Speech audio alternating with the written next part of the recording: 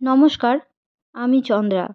আমার এই গল্প পাঠে মূল চ্যানেলটি যদি আপনাদের ভালো লেগে থাকে তাহলে অবশ্যই লাইক, শেয়ার ও সাবস্ক্রাইব করে পাশে থাকবেন এবং অবশ্যই আপনাদের মূল্যবান মতামত কমেন্টের মাধ্যমে আমাকে জানাবেন।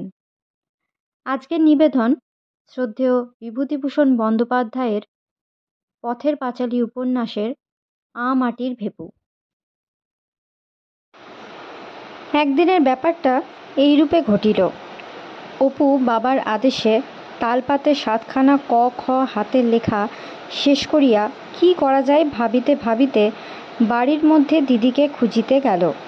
দুর্গা মায়ের ভয়ে সকালে নাহিয়া আসিয়া ভিতরের উঠানে পেঁপে তলায় পুণ্যি পুকুরের ব্রত করিতেছে। উঠানে ছোট্ট চৌকোনা গর্ত কাটিয়া তাহার চারিধারে ছোলা মটর ছড়াইয়া দিয়াছিল। ভিজে মাটিতে সেগুলির অঙ্কুর বাহির হইয়াছে। চারিদিকে কলার ছোট বোক পুঁতিয়া ধারে পিটুলি গোলার আলপনা দিতেছে। পদ্মলতা, পাখি, ধানের শীষ, নতুন ওঠা সূর্য ইত্যাদি। দুর্গা বলিল, দাঁড়া, এই মন্তরটা বলে নিয়ে চল, এক জায়গায় যাব। কোথায় রে দিদি? চল না, নিয়ে যাব এখন, দেখিস এখন। পরে আনুষঙ্গিক বিধি অনুষ্ঠান সাঙ্গ করিয়া সে এক নিঃশ্বাসে আবৃত্তি করিতে লাগিল। পুণ্যি পুকুরে পুষ্পমালা কে পূজে রে দুপুরবেলা, আমি সতী লীলাবতী, ভাইয়ের বোন ভাগ্যবতী। অপু দাঁড়াইয়া শুনিতেছিল। বিদ্রূপের ভঙ্গিতে হাসিয়া বলিল, ইহ। দুর্গা ছড়া থামাইয়া ঈষৎ লজ্জা মিশানো হাসির সঙ্গে বলিল, তুই ওরকম করছিস কেন? যা এখান থেকে, তোর এখানে কি, যা। অপু হাসিয়া চলিয়া গেল। যাইতে যাইতে আবৃত্তি করিতে লাগিল, আমি সতী লীলাবতী, ভাই বোন ভাগ্যবতী, হি হি, ভাই বোন ভাগ্যবতী, হি। দুর্গা বলিল, তোমার বড় ইয়ে হয়েছে না? মাকে বলে তোমার ভ্যাংচানো বার করব এখন। ব্রতানুষ্ঠান শেষ করিয়া দুর্গা বলিল, চল, গড়ের পুকুরে অনেক পান ফল হয়ে আছে, ভোঁদার মা বলছিল, চল নিয়ে আসি। গ্রামের একেবারে উত্তরাংশে চারিধারে বাঁশ বন ও আগাছা এবং প্রাচীন আম কাঁঠালের বাগানের ভিতর দিয়া পথ। লোকালয় হইতে অনেক দূরে গভীর বন, যেখানে শেষ হইয়াছে সেখানে মাঠের ধারে মজা পুকুরটা। কোনো কালে গ্রামের আদি বাসিন্দা মজুমদারদের বাড়ির চতুর্দিকে যে গড়খাই ছিল তাহার অন্য অংশ এখন ভরাট হইয়া গিয়াছে। কেবল এইখানটাতে 12 মাস জল থাকে। ইহারই নাম গড়ের পুকুর। মজুমদারদের বাড়ির কোনো চিহ্ন এখন নাই। সেখানে পৌঁছিয়া তাহারা দেখিল পুকুরে পান ফল অনেক আছে বটে, কিন্তু কিনারার ধারে বিশেষ কিছু নাই, সবই জল হইতে দূরে। দুর্গা বলিল, অপু, একটা বাঁশের কঞ্চি দেখ তো খুঁজে, তাই দিয়ে টেনে আনব। পরে সে পুকুর ধারের ঝোপের শেওড়া গাছ হইতে পাকা শেওড়ার ফল তুলিয়া খাইতে লাগিল। অপু বনের মধ্যে কঞ্চি খুঁজিতে খুঁজিতে দেখিতে পাইয়া বলিল, ও দিদি, ও ফল খাসনি? দূর, আর শেওড়া ফল কি খায় রে? ও তো পাখিতে খায়। দুর্গা পাকা ফল টিপিয়া বীজ বাহির করিতে করিতে বলিল, আয় দেখি, দেখ দেখি খেয়ে, মিষ্টি যেন গুড়। কে বলেছে খায় না? আমি তো খেয়েছি। অপু কঞ্চি কুড়ানো রাখিয়া দিয়া দিদির কাছে আসিয়া বলিল, খেলে যে বলে পাগল হয়, আমায় একটা দে দেখি দিদি। পরে সে খাইয়া মুখ একটু কাঁচুমাচু করিয়া বলিল, একটু একটু তেতো রে দিদি। তা একটু তেতো থাকবে না? তা থাক, কেমন মিষ্টি বল দেখি। কথা শেষ করিয়া দুর্গা খুব খুশির সহিত গোটা কতক পাকা ফল মুখের মধ্যে পুরিল। জন্মিয়া পর্যন্ত ইহারা কখনো কোনো ভালো জিনিস খাইতে পায় নাই, অথচ পৃথিবীতে ইহারা নূতন আসিয়াছে, জিহ্বা ইহাদের নূতন। তাহা পৃথিবীর নানা রস, বিশেষত মিষ্ট রস আস্বাদ করিবার জন্য লালায়িত। সন্দেশ মিঠাই কিনিয়া যে পরিতৃপ্তি লাভ করিবার সুযোগ ইহাদের ঘটে না। বিশ্বের অনন্ত সম্পদের মধ্যে তুচ্ছ বন গাছ হইতে মিষ্ট রস আহরণরত এইসব লুব্ধ দরিদ্র ঘরের বালক বালিকাদের জন্য তাই করুণাময়ী বনদেবীরা বনের তুচ্ছ ফুল ফল মিষ্টি মধুতে ভরাইয়া রাখেন। খানিকটা পরে দুর্গা পুকুরের জলে একটু নামিয়া বলিল, কত নাল ফুল রয়েছে অপু, দাঁড়া তুলছি। জলে আরও নামিয়া সে দুইটি ফুলের লতা ধরিয়া টানিল, ডাঙায় ছুঁড়িয়া বলিল, ধর অপু। অপু বলিল, পান ফল তো খুব জলে, ওখানে কি করে যাবি দিদি? দুর্গা একটা কঞ্চি দিয়ে দূর জলের পান ফলের গাছগুলো টানিবার চেষ্টা করিয়াও পারিল না। বলিল, বড্ড গড়ানো পুকুর রে, গড়িয়ে যাচ্ছি ডুব জলে, নাগাল পাই কি করে? তুই এক কাজ কর, পেছন থেকে আমার আঁচল ধরে টেনে রাখ দেখি, আমি কঞ্চি দিয়ে পান ফলের ওই ঝাঁকটা টেনে আনি। বনের মধ্যে হলদে কি একটা পাখি ময়না কাটা গাছের ডালের আগায় বসিয়া পাতা নাচাইয়া ভারী চমৎকার শীষ দিতেছিল।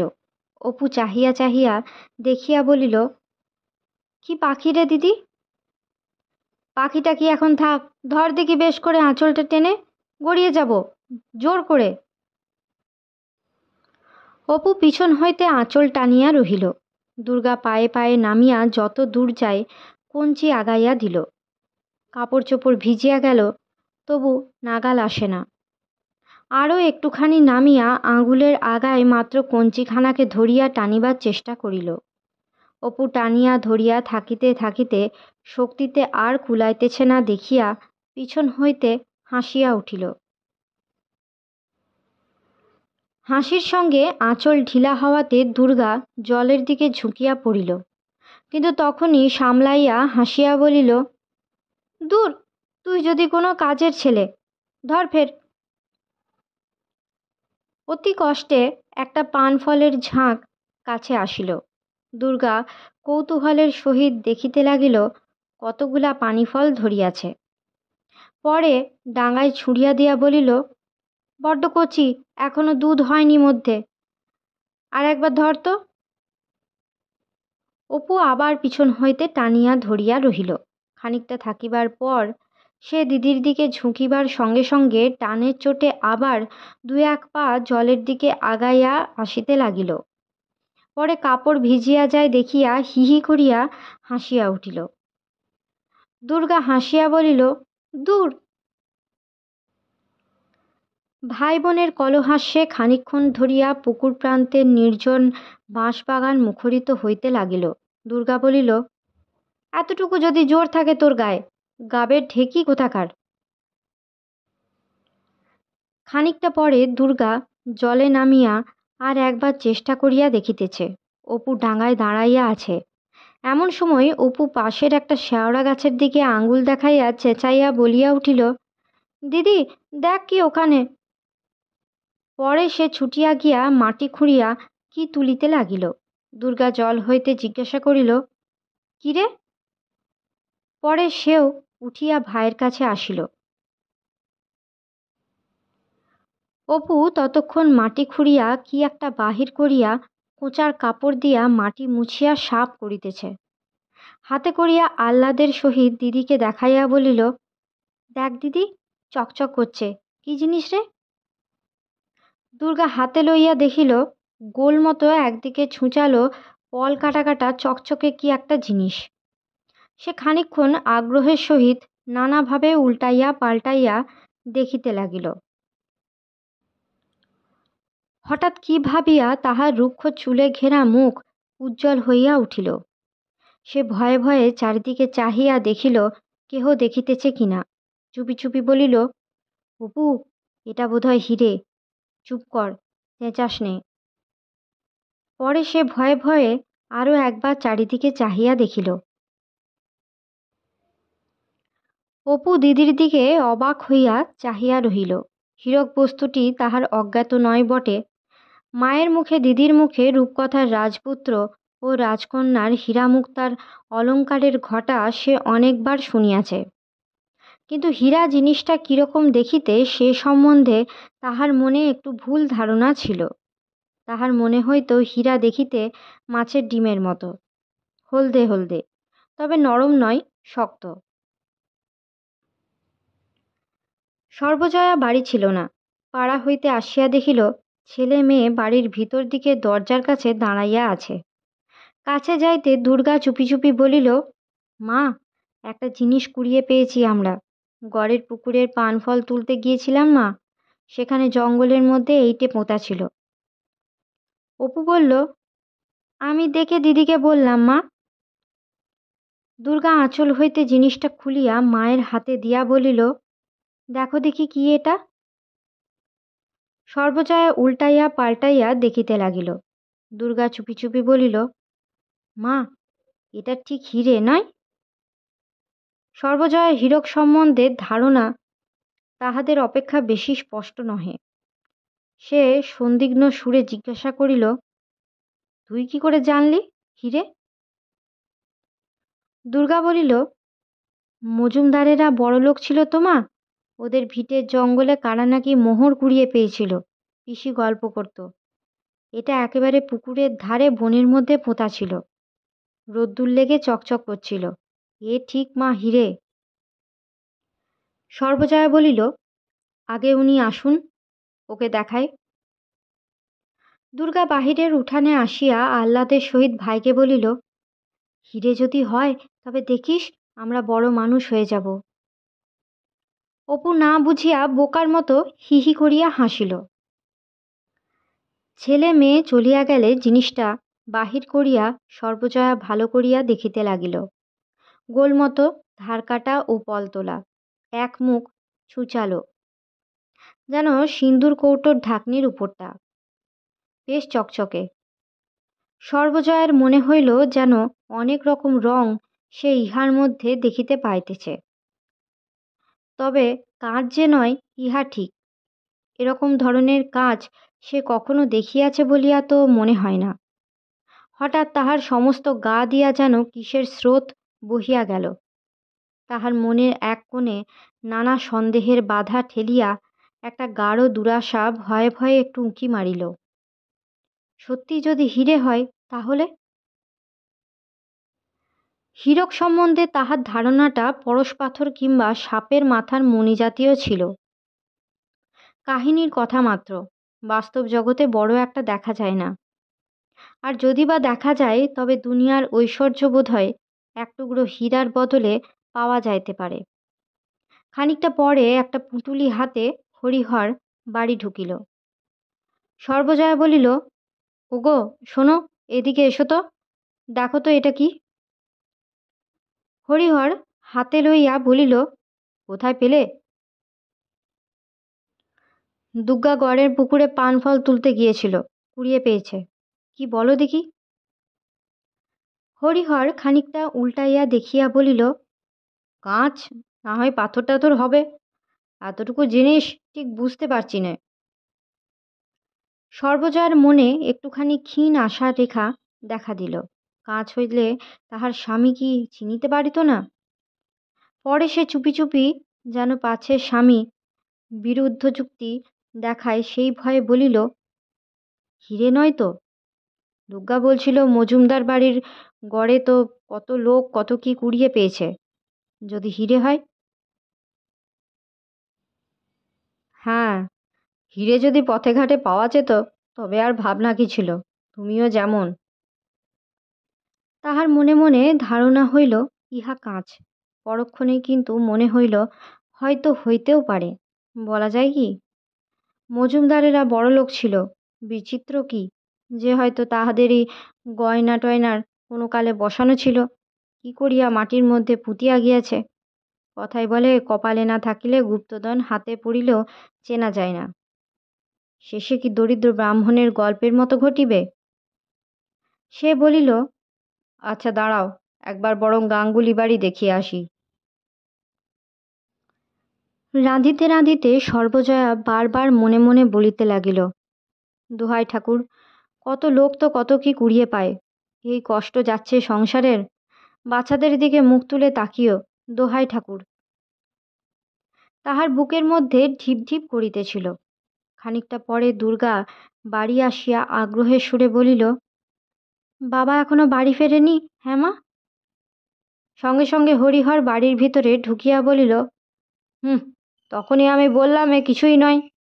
গাঙ্গুলি মশাইয়ের জামাই সত্যবাবু কলকাতা থেকে এসেছেন। তিনি দেখে বললেন, এ একরকম বেলোয়ারি কাঁচ, ঝাল লণ্ঠনে ঝুলানো থাকে। রাস্তাঘাটে যদি হিরে জহরত পাওয়া যেত তাহলে তুমিও যেমন। বৈশাখ মাসের দিন, প্রায় দুপুরবেলা। সর্বজয়া বাটনা বাটিতে বাটিতে ডান হাতের কাছে রক্ষিত একটা ফুলের সাজিতে মশলা খুঁজিতে গিয়া বলিল, আরে, জিরে মরিচের পুটুলিটা কোথায় নিয়ে পালালি? বড্ড জ্বালাতন করছিস অপু, রাঁধতে দিবি নে? তারপর একটু পরেই বলো, এখন মা খিদে পেয়েছে। অপুর দেখা নেই। দিয়ে যা বাপ আমার, লক্ষ্মী আমার, কেন জ্বালাতন করছিস বল দেখি? দেখছিস বেলা হয়ে যাচ্ছে। অপু রান্নাঘরের ভিতর হইতে দুয়ারের পাশ দিয়া ঈষৎ উঁকি মারিল।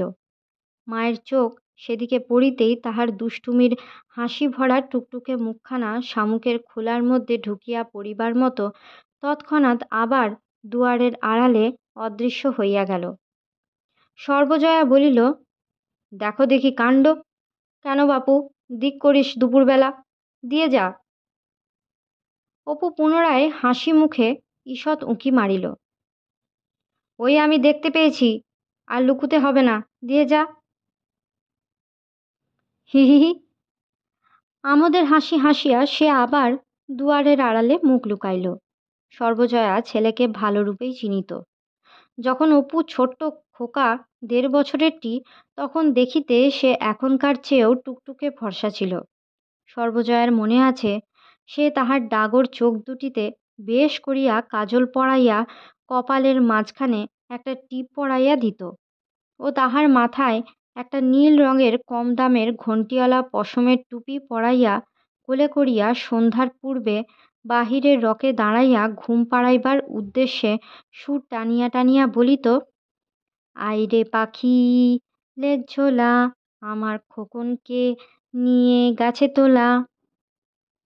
খোকা ট্যাপা ট্যাপা ফুলো ফুলো গালে মায়ের মুখের দিকে হাঁ করিয়া চাহিয়া থাকিত। পরে হঠাৎ কি মনে করিয়া সম্পূর্ণ দন্তহীন মাড়ি বাহির করিয়া আহ্লাদে আটখানা হইয়া মল পড়া অসম্ভব রূপ ছোট্ট পায়ে মাকে আঁকড়াইয়া ধরিয়া মায়ের পিঠের দিকে মুখ লুকাইত। সর্বজয়া হাসি মুখে বলিত, ও মা, খোকা আবার কোথায় লুকোলো? তাই তো দেখতে পাচ্ছি নে। ও খোকা!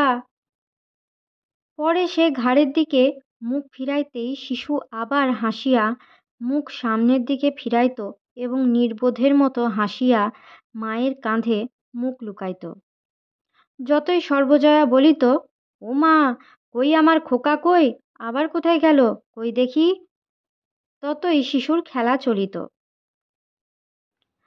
বারবার সামনে পিছনে ফিরিয়া সর্বজয়ার ঘাড়ে ব্যথা হইলেও শিশুর খেলা শেষ হইত না। সে তখন একেবারে আনকোড়া টাটকা, নতুন সংসারে আসিয়াছে। জগতের অফুরন্ত আনন্দ ভাণ্ডারের এক অণুর সন্ধান পাইয়া তাহার অবোধ মন তখন সেইটাকে লইয়াই লোভীর মতো বারবার আস্বাদ করিয়াও স্বাদ মিটাইতে পারিতেছে না। তখন তাহাকে থামায় এমন সাধ্য তাহার মায়ের কোথায়? খানিকক্ষণ এরূপ করিতে করিতে তাহার ক্ষুদ্র শরীরে শক্তির ভাণ্ডার ফুরাইয়া আসিত। সে হঠাৎ যেন অন্যমনস্ক হইয়া হাই তুলিতে থাকিত। সর্বজয়া ছোট্ট হাঁটির সামনে তুড়ি দিয়া বলিত, ষাট ষাট, এই দেখো দেয়ালা করে করে, এইবার বাছার আমার ঘুম আসছে।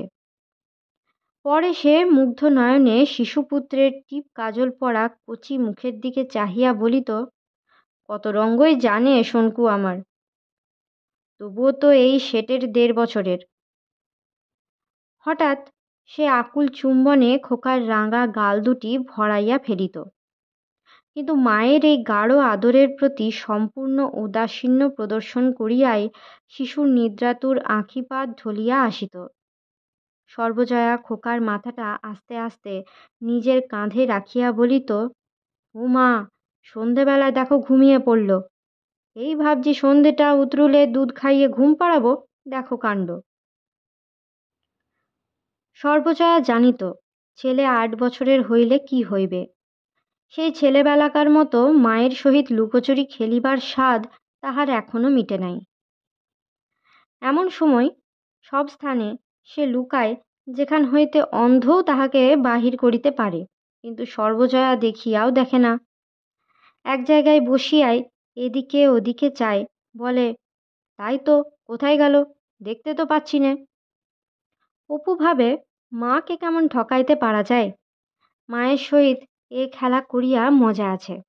সর্বজয়া জানে যে খেলায় যোগ দিবার ভান করিলে এইরূপ সারা দিন চলিতে পারে। কাজেই সে ধমক দিয়া কহিল, তাহলে কিন্তু থাকলো পড়ে রান্না বান্না। অপু, তুমিও এরকম করো, খেতে চাইলে তখন দেখবে মজাটা। অপু হাসিতে হাসিতে গুপ্ত স্থান হইতে বাহির হইয়া মশলার পুঁটুলি মায়ের সামনে রাখিয়া দিল। তাহার মা বলিল, যা একটু খেলা করগে, যা বাইরে। দেখগে যা দেখি তোর দিদি কোথায় আছে, গাবতলায় দাঁড়িয়ে একটু হাঁক দিয়ে দেখ দেখি। তার আজ নাইবার দিন, হতচ্ছাড়া মেয়ের নাগাল পাওয়ার জো আছে। যা তো, লক্ষ্মী ছেলে। কিন্তু এখানে মাতৃ আদেশ পালন করিয়া সুপুত্র হইবার কোনো চেষ্টা তাহার দেখা গেল না। সে বাটনা বাটারত মায়ের পিছনে গিয়া কি করিতে লাগিল। সর্বজয়া পিছন ফিরিয়া দেখিল অপু বড়ি দেওয়ার জন্য চালের বাতায় রক্ষিত একটা পুরনো চট আনিয়া মুড়ি দিয়া মেঝেতে হামাগুড়ি দিয়া বসিয়া আছে। দেখো দেখো, ছেলের কাণ্ড দেখো একবার। ও লক্ষ্মী ছাড়া, ওতে যে 7 রাজ্যের ধুলো। ফেল ফেল, সাপ মাকড় আছে না কি আছে ওর মধ্যে, আজ কদিন থেকে তোলা রয়েছে। অপু পূর্বাপেক্ষা গম্ভীর সুরে বলিল, না, বললে যদি কথা শোনে। বাবা আমার, সোনা আমার, ওখানা ফেল, আমার বাটনার হাত দুষ্টুমি করো না, ছি। থলে মোড়া মূর্তিটা হামাগুড়ি দিয়া এবার 2 কদম আগাইয়া আসিল। সর্বজয়া বলিল, ছুবি ছুবি, ছুঁয়ো না মানিক আমার। ওহ, ভয়ে একবারে কাঠ হয়ে গিয়েছি, ভারী ভয় হয়েছে আমার। অপু হি হি করিয়া হাসিয়া থলেখানা খুলিয়া একপাশে রাখিয়া দাঁড়াইয়া উঠিল। তাহার মাথার চুল, মুখ, চোখের ভুরু, কান ধুলোয় ভরিয়া গিয়াছে।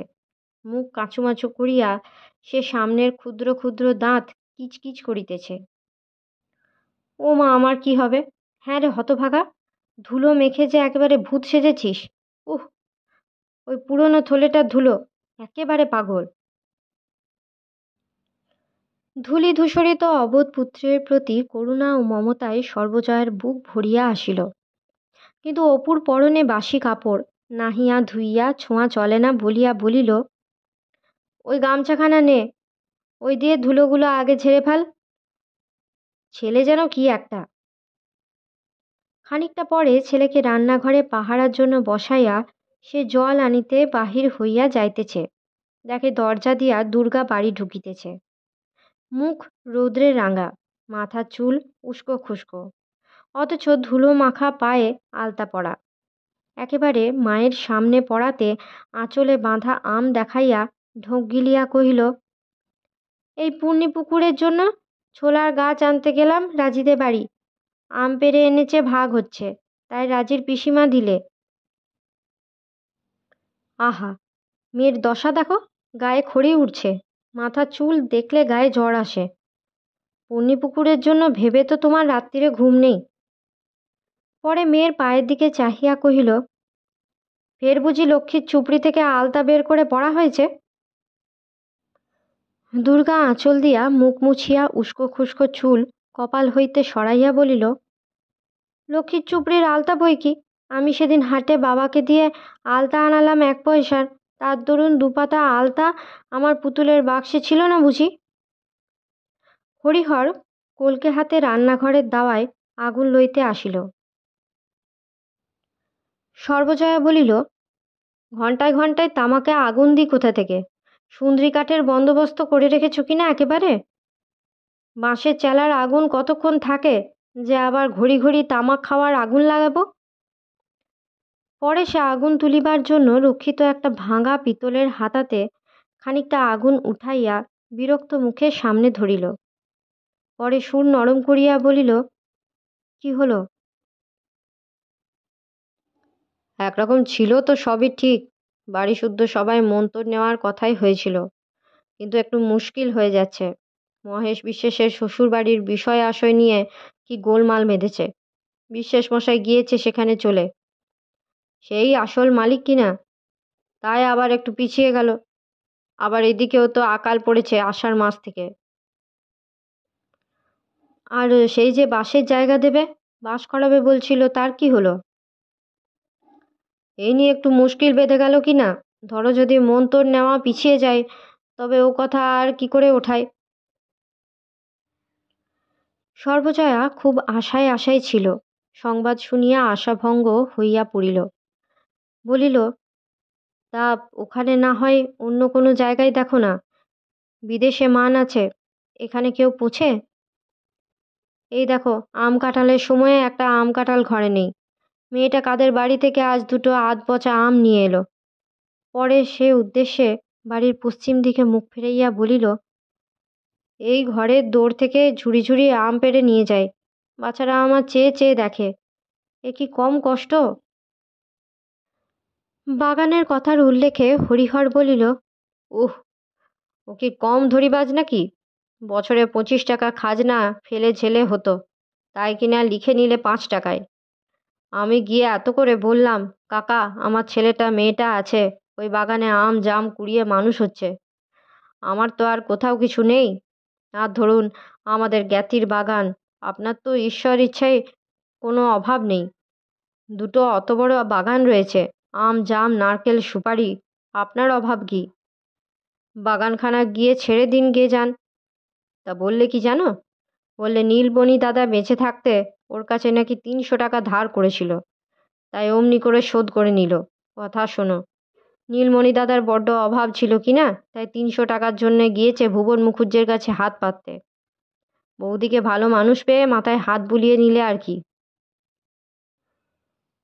ভালো মানুষ তো কত, সেও নাকি বলেছে জ্ঞাতি সত্তর। পর হাতে বাগান থাকলে তো আর কিছু পাওয়া যাবে না, ফল পাকুড় এমনিই খাবে। তার চেয়ে কিছু কম জমাতেও যদি বন্দোবস্ত হয়, খাজনাটা তো পাওয়া যাবে।